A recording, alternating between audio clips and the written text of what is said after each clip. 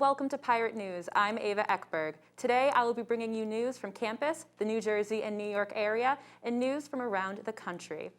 Seton Hall saw 18 new COVID-19 cases reported this past Thursday, a record semester high due in part to the university's expanded COVID-19 surveillance testing. University spokesperson Lori Pine confirmed in a statement that the spike was not unexpected, as the increase is a direct result of the university's expansion in testing.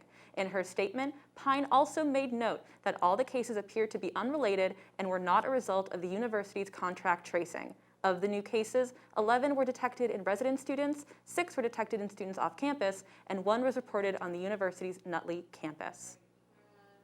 On Wednesday, February 24th, the College of Communication and the Arts present a discussion for the Black History Month Sports Media Panel. Hosted by Bob Lee and BJ Schechter, the panel called America's Pastime, a hard look at the future and challenges in baseball, will examine the future of this once preferred sport with guest speakers Tom Verducci and Dontrell Willis. The event will be taking place virtually from 12:30 p.m. to 1:30 p.m. and is open to the public, with registration for the panel available online. Now we'll head over to Michael Stamm with your Seton Hall Sports Update. Michael? Thanks, Ava. Hello, Pirates. I'm Michael Stamm here with your Seton Hall Sports Update. After a 4-game winning streak, the men's basketball team fell to the Georgetown Hoyas 81-75 on Saturday evening. Sandro Mamukelashvili led the team with 22 points and 5 rebounds, and Shavar Reynolds added 13 points. The Pirates will next take on the Butler Bulldogs on Wednesday at 7 p.m. in Indianapolis. On the women's side of the hardwood, the Pirates defeated the Providence Friars 67-55 on Saturday afternoon. Desiree Elmore was the team's high scorer and rebounder with 23 points and 12 rebounds, as well as recording her 1,000th career point. The Pirates are now 9-5 in conference play, which keeps them in 5th place for the Big East. To take a step back from basketball, Seton Hall baseball opened their season on Sunday against the Hofstra Pride in a 1-1 doubleheader. The first game was taken by the Pirates 3-2, and they lost the second game 2-3. The team will next be heading down to the Sunshine State to play a 3-game series against Florida Atlantic this upcoming weekend. On to softball. Seton Hall was scheduled to open their season on Sunday with a doubleheader against St. Joseph's, but due to inclement weather, the games were canceled and postponed to Wednesday, February 24th at 2:30 p.m. Now only one softball game will be played instead of a doubleheader. That's all for your Seton Hall Sports Update. Once again, I'm Michael Stamm. Now back to Ava at the desk.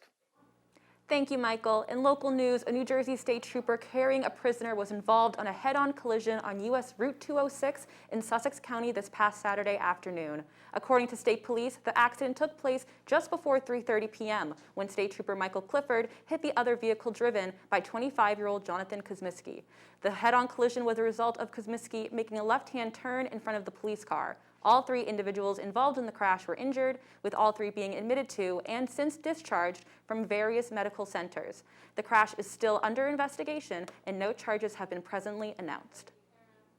In other local news, a ride-sharing bill named after a New Jersey woman killed by a fake Uber driver has a new chance of passing legislation. Sammy's Law, a bill named after the late Samantha Josephson of Robbinsville, would require vehicles for ride-sharing companies, such as Uber and Lyft, to be clearly identified before a passenger gets in.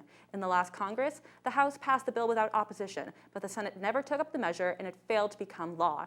Representative Chris Smith of New Jersey has reintroduced Sammy's Law in the hope that the bill will go through both chambers. Smith said, "None of us will rest until the modest and effective Sammy's Law's protocols are enacted and the public is better protected."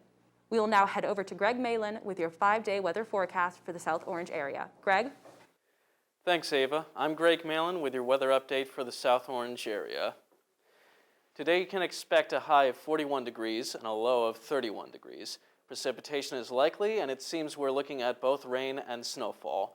Wednesday should lighten things up with partially cloudy skies, along with a high of 52 and a low of 34. Then Thursday is looking sunny with a high of 43 degrees and a low of 27. Partially cloudy skies will return on Friday, along with a high of 43 and a low of 30. Bringing things full circle this Saturday, look out for more rain and snow, where we'll see a high of 46 and a low of 38 degrees. That's all for your weather update. I'm Greg Mehlin. Now back to Ava with news from around the country. Thank you, Greg. In national news, a United Airlines flight bound for Honolulu on Saturday experienced engine failure shortly after taking off from Denver International Airport, with debris from the plane landing in a Denver suburb.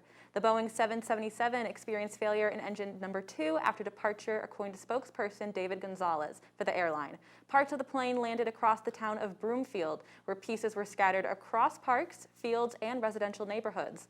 Though 2 houses and several vehicles sustained damage from the fallen plane debris, Broomfield Police Sergeant Todd Dahlback reported no injuries amongst community members. The flight rerouted and landed safely in Denver, and the airline confirmed no reported injuries among the 231 passengers and 10 crew members.